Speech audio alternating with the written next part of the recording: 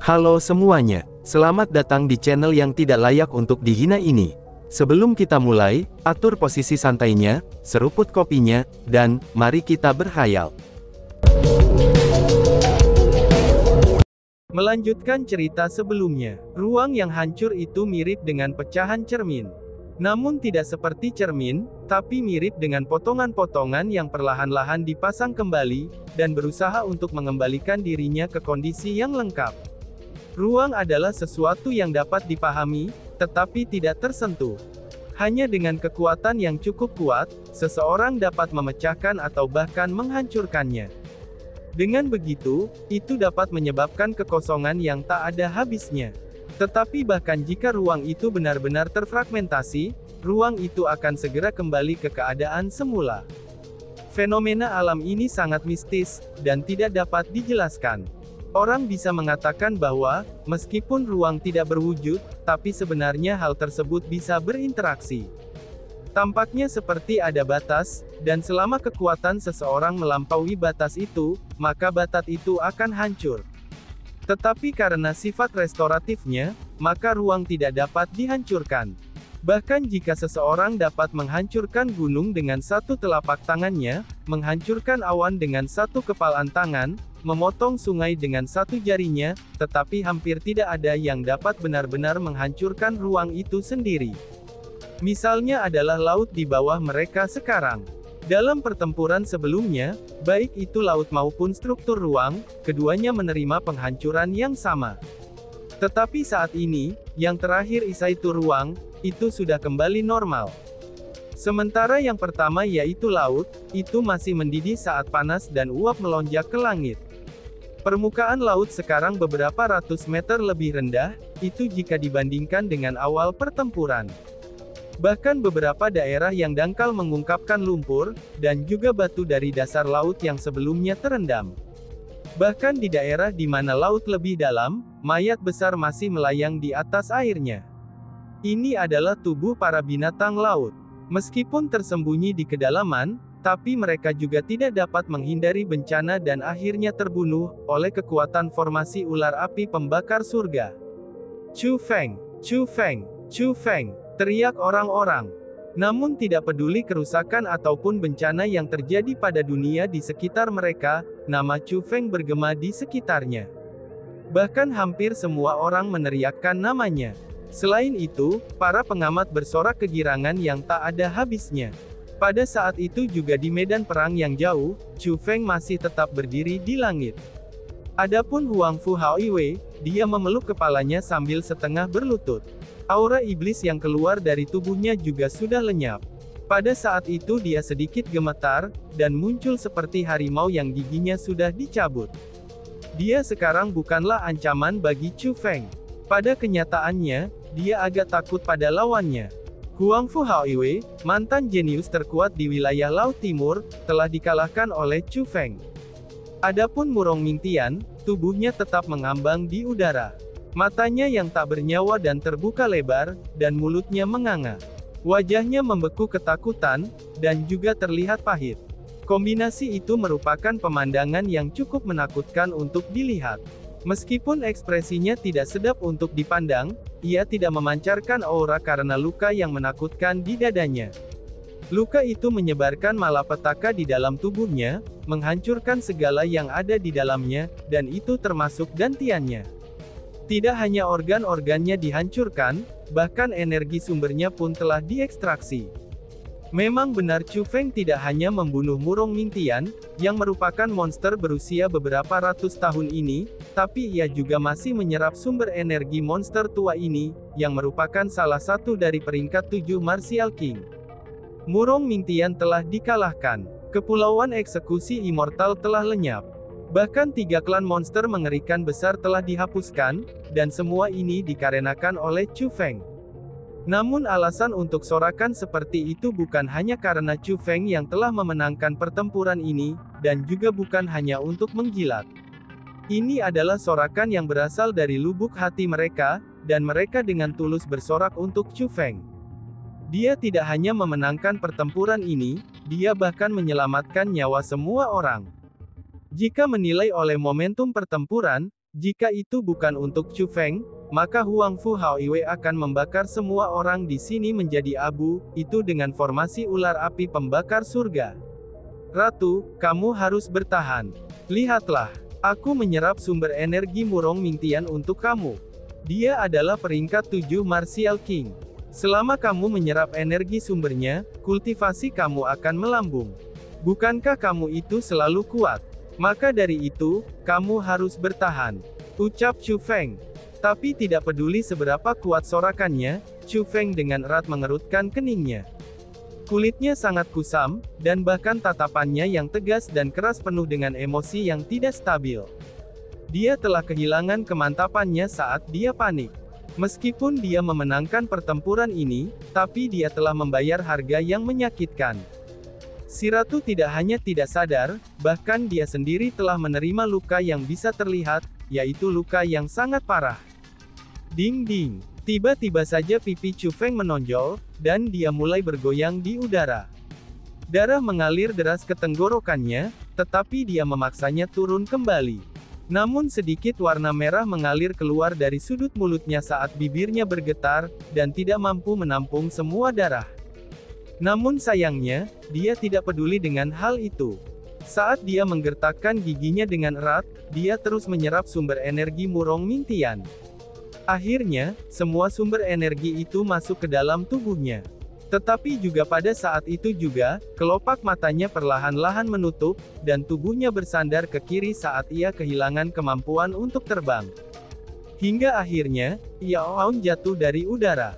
Selain itu, tidak peduli sayap hitam di belakangnya ataupun armor petir yang melonjak di sekitarnya, keduanya pun menghilang seketika.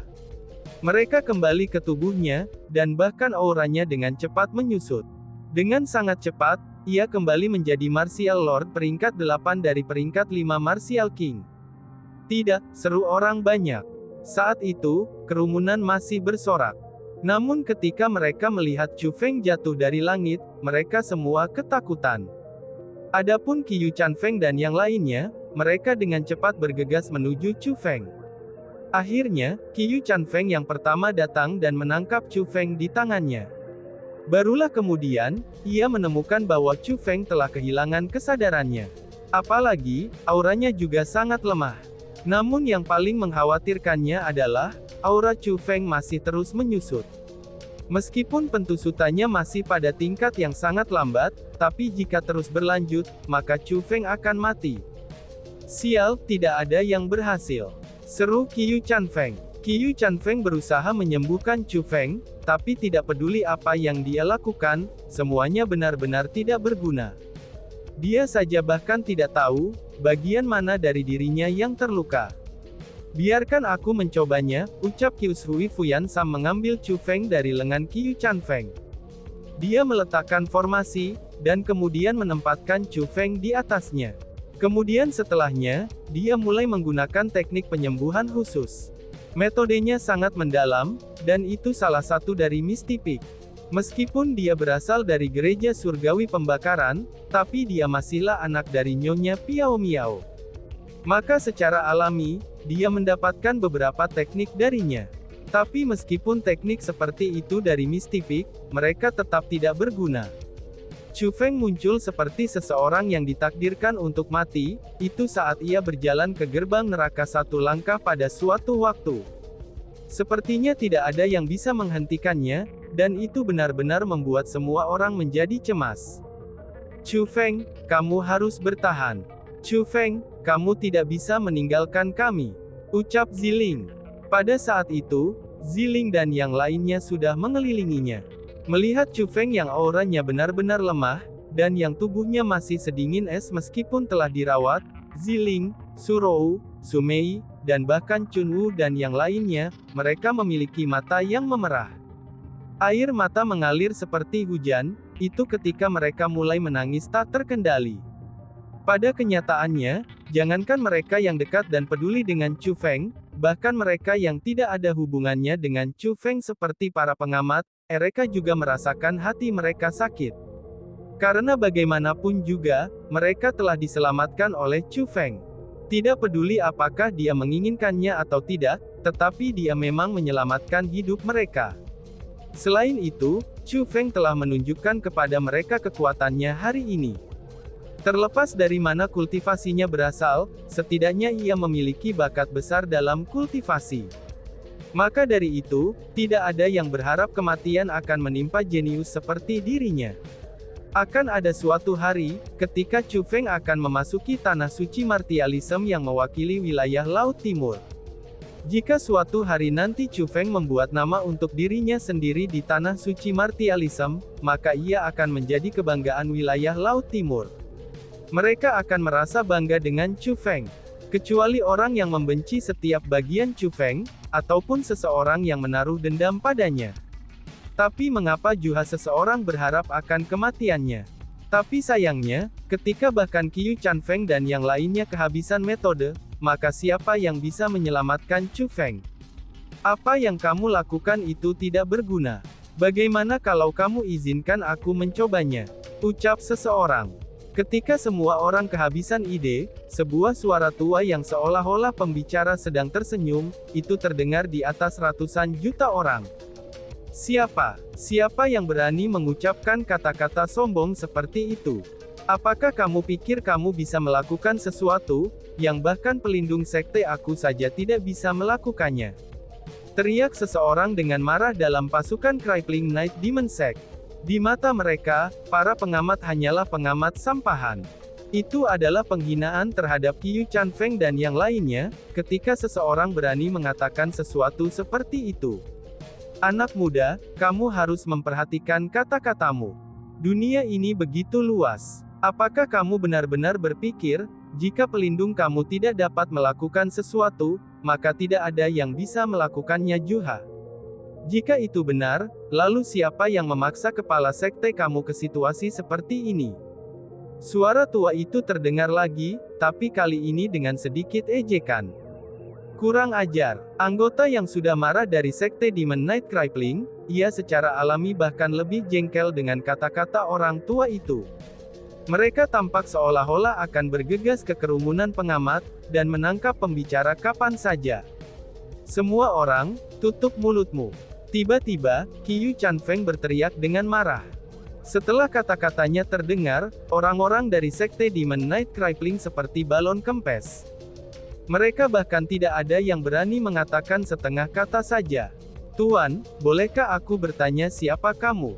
Bisakah kamu menunjukkan dirimu untuk berbicara? Ucap Qiu Chanfeng. Setelah memarahi orang banyak, Qiu Chanfeng menggenggam tangannya dengan sangat sopan menuju lautan luas orang. Dia menemukan meskipun dia telah mengunci suara orang itu, tapi lokasinya masih belum ditentukan. Itu berarti, pembicara tersebut tidak sederhana sama sekali. Nama aku tidak layak untuk disebutkan. Tetapi takdir telah membawa aku dan Chu Feng dalam pertemuan yang baik. Jadi, aku bersedia untuk membantunya hari ini, ucap orang misterius itu. Suara itu terdengar lagi, dan pada saat itu, sosok tua perlahan-lahan berjalan keluar dari lautan orang, dan penampilannya muncul di depan orang banyak. Pria tua itu memiliki rambut seputih salju. Rambutnya sangat panjang, dan itu mirip dengan air terjun keperakan. Rambutnya juga turun langsung ke tumitnya. Tetapi hal yang paling mengejutkannya adalah, bahwa mata lelaki tua itu tertutup, alias buta. Selanjutnya, ia berada di tingkat ke-8 dari ranah surga. Qiu Chanfeng dan yang lainnya merajut alis mereka, itu saat sedikit kecurigaan dan kebingungan muncul di mata mereka. Orang tua itu buta, tetapi tidak dengsen hatinya. Setiap langkahnya sangat tenang saat ia berjalan menuju Chu Feng dan yang lainnya di udara. Itu tampaknya bukanlah sesuatu yang bisa dilakukan oleh seorang buta. Namun yang paling penting adalah, setelah pria tua itu muncul, terlepas dari pengamatan mereka, Qiu Chanfeng dan yang lainnya menerima hasilnya. Yaitu, dia berada di tingkat ke-8 dari ranah surga. Bahkan tidak ada keraguan untuk itu. Namun semakin sedikit keraguan yang mereka miliki tentang kekuatannya, maka mereka semakin merasa orang tua itu tidak sederhana sama sekali. Karena itu berarti, dia telah menyembunyikan kultivasinya dengan terlalu sempurna. Lelaki tua itu tidak peduli karena dia telah ditatap oleh mata yang begitu rumit. Dia berjalan lurus ke arah Chu Feng dan meletakkan tangannya ke dada Chu Feng. Sebenarnya, ketika orang tua itu mengulurkan tangannya, Qiu Chanfeng dan yang lainnya sangat gugup. Karena mereka tidak dapat memastikan, apakah dia adalah musuh atau sekutu. Jadi ketika dia bergerak, Qiu Chanfeng dan yang lainnya mengelilinginya untuk mewaspadainya. Akan tetapi, ekspresi tegang mereka segera berubah menjadi sukacita. Pria tua itu hanya meletakkan telapak tangannya di dada Chu Feng, dan tidak ada yang bisa dirasakan memancar keluar dari itu. Namun dalam situasi seperti itu, aura Chu Feng benar-benar berubah menjadi lebih baik. Dengan kecepatan yang sangat cepat juga, dia segera memasuki kondisi stabil dan kulitnya juga jauh lebih baik. Dia terluka secara internal, bahkan kesadaran dan sumber energinya. Tapi dia akan benar-benar sembuh setelah istirahat beberapa bulan, kata pria tua yang buta itu setelah mengambil tangannya. Terima kasih telah menyelamatkan kepala sekte kami. The Crippling Night Demon Sect tidak berani mati-matian dalam tindakan penghargaan mereka. Bahkan pelindung mereka sendiri menggenggam tangannya ke arah orang tua itu, jadi bagaimana mungkin mereka berani ragu? Mereka dengan cepat mengungkapkan rasa terima kasih mereka, dan mereka yang berteriak di sana-sini bahkan merasa lebih malu. Namun pria tua yang buta itu hanya melambaikan tangannya, pada ucapan terima kasih itu dan berkata, "Itu tidak bisa dianggap menyelamatkan. Chu Feng memiliki tubuh yang kuat. Bahkan jika aku tidak melakukan apa-apa, dia akan baik-baik saja. Paling tidak, dia akan tidur nyenyak selama 1 tahun atau lebih. Tetapi pada akhirnya, dia masih akan bangun. Seperti yang aku katakan, aku hanya membantunya dan mempersingkat waktunya tidur. Jadi jangan khawatir, hari dia bangun adalah hari di mana tubuhnya disembuhkan. Di saat dia tidak sadar, jagalah dia dengan baik," ucap pria tua itu. Qiu Chanfeng dan yang lainnya merasakan emosi yang lebih rumit, ini ketika mereka mendengar kata-kata orang tua yang buta itu. Mereka sama sekali tidak tahu apa masalahnya dengan Chu Feng, namun orang tua itu sudah tahu luka-lukanya, bahkan sebelum ia melakukan kontak dengannya. Itu adalah bukti lebih lanjut dari ketidakmampuan orang tua ini. Meraung. Tetapi tepat pada saat itu, Huang Fu Haoiwei masih memeluk kepalanya, dan melolong kesakitan seolah-olah dia sedang menanggung siksaan yang paling menyakitkan. "Haoiwei," teriak Qiu Hui Fuyan dengan panik. Dia melompat maju, dan ingin bergegas mendekatinya. "Fuyan, ini berbahaya. Jangan pergi." Taiko dengan cepat menahan Qiu Hui Fuyan. "Ayah, biarkan aku pergi. Aku tidak bisa meninggalkannya sendirian." Qiu Hui Fuyan ingin melarikan diri dari pegangan Taiko. "Fuyan, tenanglah. Saat ini Huang Fu Haoiwei belum bangun. Siapa yang tahu apakah dia akan menyerangmu atau tidak?" Taiko dengan susah payah memohon, dan tidak mau melepaskannya. "Nona Qiu Hui, jangan salahkan aku karena terlalu banyak bicara. Tetapi ucapan ayahmu itu benar. Pikiran Huang Fu Haoiwei tidak dalam kondisi normal. Dia masih sangat berbahaya. Maka akan lebih baik untuk tinggal sedikit lebih jauh," saran Qiu Chanfeng. Biarkan saja dia pergi." Formasi yang mengendalikan orang itu sudah dinonaktifkan oleh Chu Feng. Sekarang dia melakukan ini hanya karena dia takut, dan tidak banyak yang salah dengannya. Tetapi tepat pada saat itu, lelaki tua buta itu tiba-tiba berbicara lagi. Selain itu, setelah berbicara dengan Taiko, dia memandang Qiu Hui Fuyan dan berkata, "Suruh dia menelan pil ini, dan biarkan dia beristirahat selama beberapa hari.